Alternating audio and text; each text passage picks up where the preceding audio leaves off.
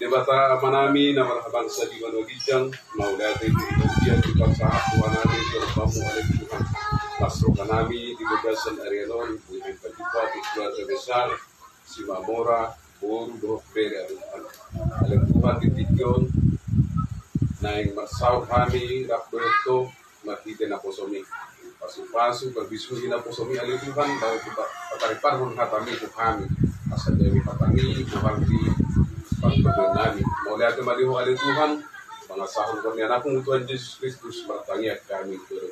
Amen.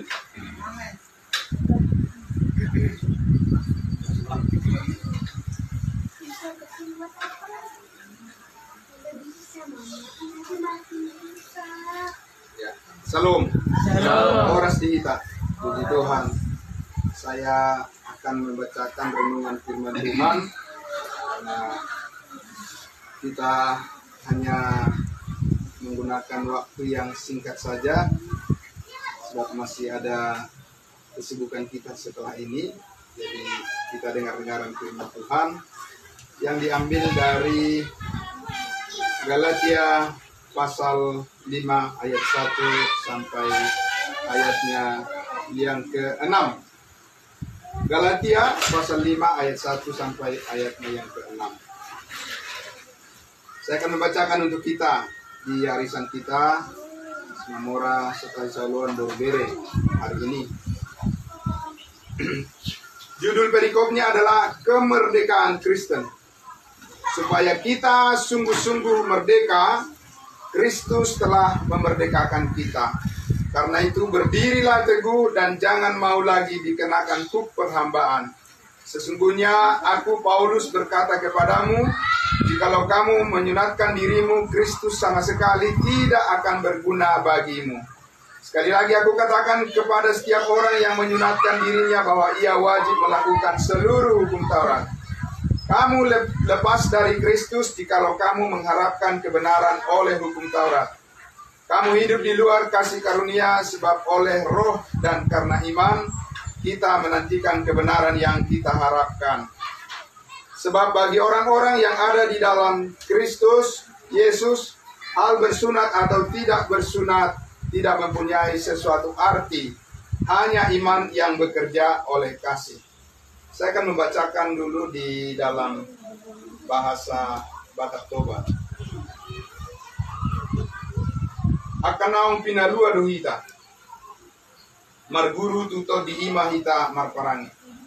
Asa saut malua hita, ubain na di palua Kristusi hita, hot mahamu jongjong katong, jalaunang beolo hamu, patuduhon ni auga parhatobano ni.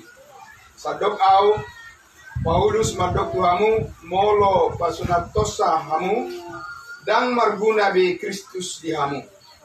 Ulagi makatidak kontu ganuk jolma. Napasunaton ikon diulahu sadok patiki. Naung sirang do hamu sian Kristus. Anggonain pitor hamu pahenon ni ulau patik. Naung peu do hamu sian para sini rohaon. Ay berhiti-hiti hapor seaon. Di bagasan tot dihita managam hati goran sihirimoni. Ay dada margogo di Kristus Yesusi. Nang hajahudion. Nang naso hajahudion. Sadok hapor seaon siula aholongonido. Ya, puji Tuhan. saya akan mengajak kita untuk berdoa untuk firman Tuhan yang sudah kita baca bersama. Allah Bapa di dalam surga, terima kasih. Kami bersyukur karena pada siang hari ini, karena kemurahan hati Tuhan, karena kasih karunia Tuhan, karena anugerah-Mu ya Tuhan, sebagaimana kami ada saat ini, Punguan Simamora, sertai Sauluan Borubere, kami sudah menikmati segala kebaikan Tuhan, kami sudah menikmati hidangan yang sudah disajikan oleh keluarga di sini. Keluarga Bapak Joshua, Mama Joshua, kami bersyukur ya Tuhan, karena mereka dengan penuh ketulusan menghadirkan segala kebaikan Tuhan, kami disambut dan kami pun merasakan sejahtera Tuhan di tempat ini. Terima kasih Bapak, kami bersyukur karena firman Tuhan kembali digemakan, kembali dikumandangkan sebagai jati diri kami di dalam pengumuman ini. Bahwa adapun kumpulan ini ya Tuhan, semata-mata oleh karena kebaikan Tuhan sampai hari ini kami ada, diberikan kesehatan panjang umur, dan kami bersama-sama bersuka cita. Kami berterima kasih atas firman Tuhan, kami sambut dengan penuh ucapan syukur. Dalam nama Tuhan Yesus, amin. Puji Tuhan. Haleluya. Apa yang sudah kita baca tadi dari kebenaran firman Tuhan, saya berikan judul atau topiknya, semuanya karena anugerah Tuhan. Salurutna polan Allah asini rohani debata. Ya, puji Tuhan. Ya. Nah, kalau kita lihat apa yang sudah kita baca dari firman Tuhan ini adalah merupakan satu kebutuhan yang sangat mendasar bagi semua orang yang berjuang saat ini. Berjuang dalam hal apa? Berjuang di dalam hal menghadapi berbagai macam persoalan kehidupan. Berjuang karena kita ada tanggung jawab. Ya, berjuang semuanya karena ada anak-anak yang harus diperjuangkan dalam masa-masa studi mereka. Ya, ada usaha ya yang kita kerjakan untuk bisa menjadi saluran berkat daripada Tuhan ya untuk menghidupi keluarga kita. Ada juga kita berjuang mungkin karena kita masih terus memohon agar Tuhan memberikan kekuatan dan juga kesembuhan bagi yang sakit. Ya, ini semua kita.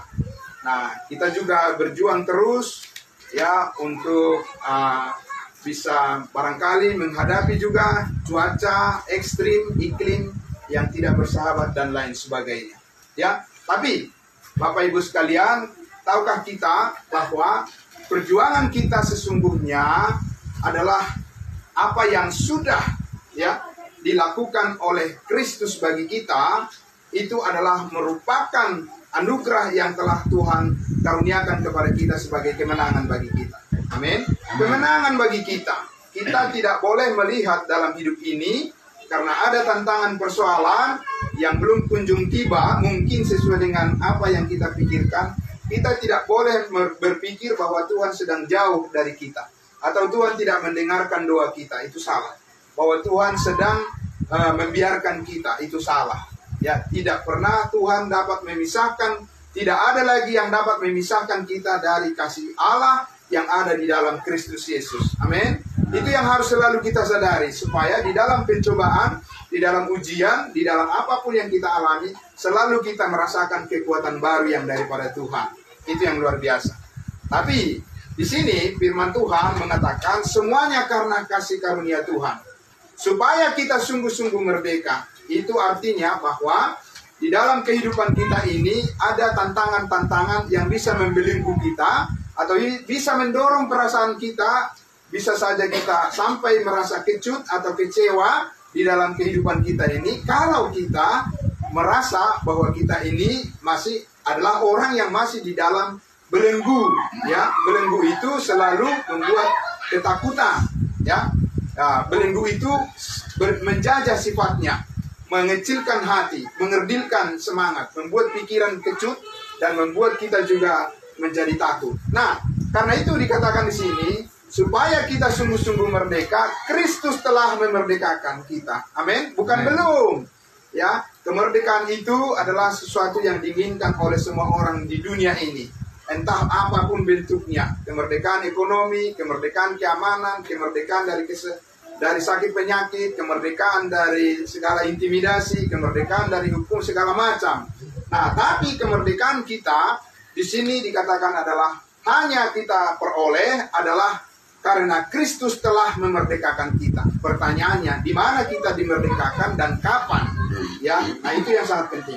Nah, hari ini ya, dalam renungan ini saya berbicara tentang kasih karunia Tuhan. Semuanya karena kasih karunia Tuhan, karena anugerah Tuhan. Masih banyak orang yang belum begitu mengenal kasih karunia Tuhan. Mereka masih berpikir bahwa kalau mereka itu akan menjadi berkenan hidup di hadapan Tuhan kalau mereka berusaha, mereka sungguh-sungguh, betul karena usaha dan bekerja keras, karena sungguh-sungguh ada keberhasilan. Tapi kita juga perlu tahu bahwa di dunia ini ada keberhasilan dua hal. Keberhasilan di luar Kristus yang berakhir menjadi sia-sia, dan keberhasilan di dalam Kristus yang akan berhasil di dalam kebahagiaan. Amin. Nah, ini yang kita pilih. Ini tergantung pada pilihan manusia. Nah, karena itu, Bapak Ibu sekalian, ya, kasih karunia Tuhan, anugerah Tuhan kepada kita. Apa itu anugerah Tuhan? Apa itu kasih karunia Tuhan? Banyak orang bilang, ya, ini adalah anugerah Tuhan, ini adalah kasih karunia Tuhan, ya, dan lain sebagainya. Itu kelihatan sudah sangat bagus dan sudah sangat rohani. Tetapi mengertikah kita arti kasih karunia Tuhan di dalam firman Tuhan? Menurut Alkitab, kasih karunia Tuhan itu apa? Ya, kalau kita bilang kasih karunia Tuhan karena Dia mengaruniakan kita umur panjang, betul. Tapi jangan lupa, orang yang tidak menyembah Tuhan juga banyak yang umurnya lebih tinggi-tinggi daripada orang yang menyembah Tuhan Yesus. Benar enggak?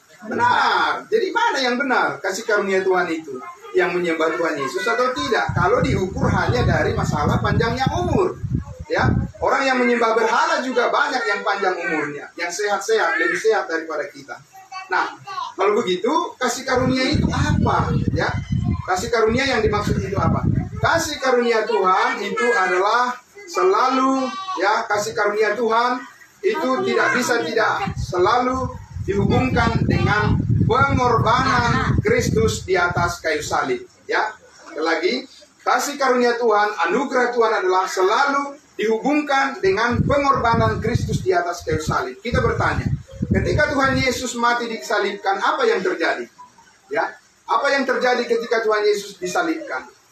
Yesus berkata terakhir di atas kayu salib itu apa? Sudah selesai. Amin. Amin. Apa yang sudah selesai? Semua beban dosa kita, kesalahan kita, ya, pelanggaran kita. Untuk itulah Dia mati. Kalau bukan untuk itu, Dia tidak perlu datang ke dunia ini. Untuk apa? Apakah itu hanya sejarah saja? Hanya merupakan suatu cerita saja? Ya, untuk membentuk kekristenan? Tidak. Tapi memang itulah pusat hidup kita. Dengan darahnya yang kudus, dengan darahnya yang suci, Dia sudah menyelesaikan semua hutang dosa kita, karena upah dosa adalah maut. Amin. Itu artinya apa, Bapak Ibu Saudara? Ya, itu artinya kita sudah ditebus, dan secara rohani, sekali lagi, secara rohani kita ini sudah menjadi milik Tuhan dan sudah dibersihkan oleh darah Kristus, karena kita sudah diambil dari manusia yang lama, yaitu Adam yang berdosa, dan dipindahkan kepada Adam yang baru atau Adam yang kedua, yaitu Yesus Kristus. Dan di dalam Kristus kita ini disucikan, dikuduskan oleh darahnya. Karena itulah kita dikatakan sudah dimerdekakan. Amin. Sehingga Bapak Ibu sekalian, maka tadi dikatakan di situ ayat yang keempat, kamu lepas dari Kristus jikalau kamu mengharapkan kebenaran oleh hukum Taurat. Ya, mengharapkan kebenaran daripada hukum Taurat. Kamu hidup di luar kasih karunia.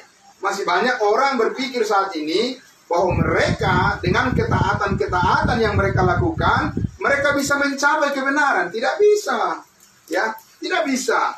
Karena apa? Karena kebenaran itu harus sempurna. Dan yang bisa melakukan itu hanya Tuhan Yesus. Dan itu sudah dilakukannya untuk kita.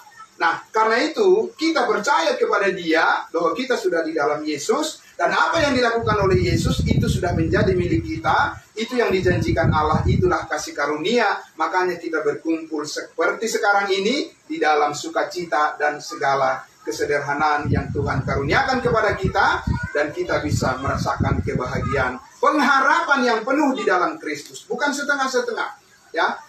Pengharapan kita adalah pengharapan yang penuh di dalam Kristus. Karena apa? Karena Kristus sudah mati berkorban, nyawanya sudah dikorbankan, dan juga Dia sudah dikuburkan, tapi bangkit pada hari yang ketiga. Dia menang, dan Dia naik ke surga, dan Dia akan datang menjemput kita, dan Dia akan membawa kita ke dalam rumah Bapa di surga kekal untuk selama-lamanya. Amin. Jadi kita jangan hanya berpikir berkumpul hanya di sini saja. Kalau kita berpikir hanya berkumpul hanya di dunia ini saja, maka ini adalah suatu pertemuan yang suatu saat bisa membawa kesedihan. Karena apa? Akan ada perpisahan. Tapi kalau kita berpikir bahwa perkumpulan kita ini adalah perkumpulan yang sudah diikat oleh kasih Kristus yang kekal, maka kita tahu bahwa kumpulan kita ini adalah kumpulan daripada keluarga Allah, bukan hanya keluarga jasmani, di mana Allah akan mempertemukan kita dan tidak akan memisahkan kita sampai selama-lamanya. Ini yang sangat luar biasa. Amin. Karena itulah kita didorong untuk hidup saling mengasihi dengan kasih Kristus yang abadi, bukan dengan kasih Kristus yang pura-pura, bukan dengan kasih Kristus yang berandai-andai, karena kasih Kristus tidak ada yang pura-pura. Kasih Kristus adalah kasih yang sungguh-sungguh, di mana Dia menyatakan pengorbanannya di atas kayu salib supaya kita ditebus, kita diampuni, dan kita diselamatkan. Kita pun bersama-sama hari ini, besok, dan untuk yang akan datang. Amin. Karena itulah di situ dikatakan bahwa kita hidup di dalam kasih karunia Tuhan. Ayat 5 dikatakan, sebab oleh roh dan karena iman. Nah, ini kuncinya, ya. Bagaimana orang bisa sampai kepada hidup di dalam kasih karunia Tuhan itu? Oleh roh dan karena iman, ya. Kita menantikan kebenaran yang kita harapkan. Kebenaran apa? Kebenaran di mana pengharapan kita di dalam Kristus, bahwa kasih karunia Tuhan telah menempatkan posisi kita di dalam posisi Kristus yang surgawi, dan bahwa kita ini adalah keluarga Allah yang hidup di dalam damai sejahteranya. Puji Tuhan, ya, yang sangat luar biasa.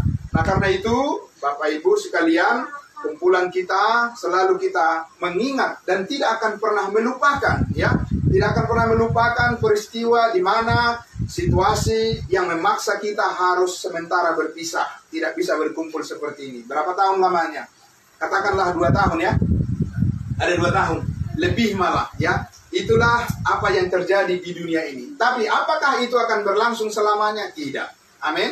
Karena tidak ada yang bisa memisahkan kita dari kasih Kristus, baik sakit penyakit, baik maut, baik kuasa iblis, atau apapun, kita akan selalu bersama-sama, karena Tuhan mau menyatakan sukacitanya kepada kita ketika kita berkumpul seperti ini, supaya semua orang tahu bahwa kita ini adalah orang-orang yang suka mengucap syukur, senang memuji Tuhan, dan juga hidup berkumpul, saling mengasihi satu dengan yang lain.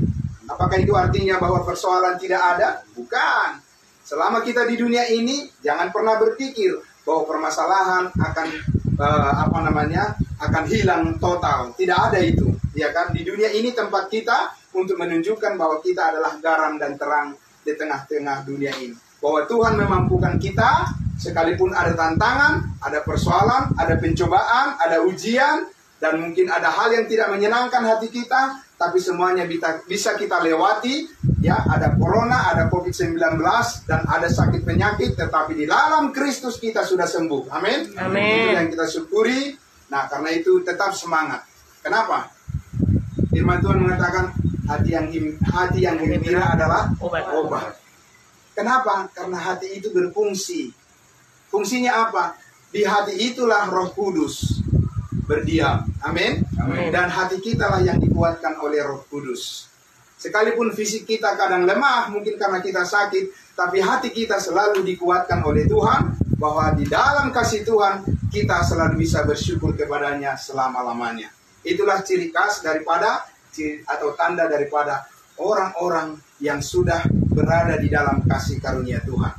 Biarlah kita sebarkan, kita saksikan semuanya ini kepada semua orang, bahwa kita hidup bukan karena kekuatan kita sendiri, bukan karena kepintaran kita sendiri, bukan karena apa yang kita punya, tetapi apa yang kita punya yang Tuhan berikan kepada kita, yaitu kasih karunia-Nya yang kekal selama-lamanya. Amin. Amin. Mari kita berdoa. Terima kasih Bapa di dalam surga. Kami adalah orang-orang yang sangat diberkati, bukan karena kebaikan kami, bukan karena kehebatan kami, bukan karena usaha kami, bukan karena apapun yang kami lakukan, tetapi karena apa yang Tuhan Yesus lakukan bagi kami. Karena itu sempurna. Apa yang kami kerjakan di dunia ini semuanya tidak sempurna. Tetapi ketika kami mengerti bahwa kami sudah hidup di dalam kasih karunia Allah, kami melihat bahwa selalu kami melangkah dan selalu kami memutuskan apapun, selalu kami melihat keluar bahwa di dalam hidup kami ada Kristus, kasih Kristus yang berkuasa. Terima kasih atas anugerah Tuhan, itulah yang memampukan kami semua menghadapi segala masalah apapun dalam kehidupan, dan pada akhirnya sukacita dan damai sejahtera Tuhan selalu menyertai kami semua. Setiap orang yang percaya selalu diberikan kekuatan oleh Roh Kudus, dan kami akan bersemangat terus karena berkat Tuhan mengalir dalam kehidupan kami, dan kasih-Mu tidak pernah berkesudahan sampai selama-lamanya. Di dalam nama Tuhan Yesus kami berdoa dan bersyukur. Amin. Amin. Amin. Tuhan.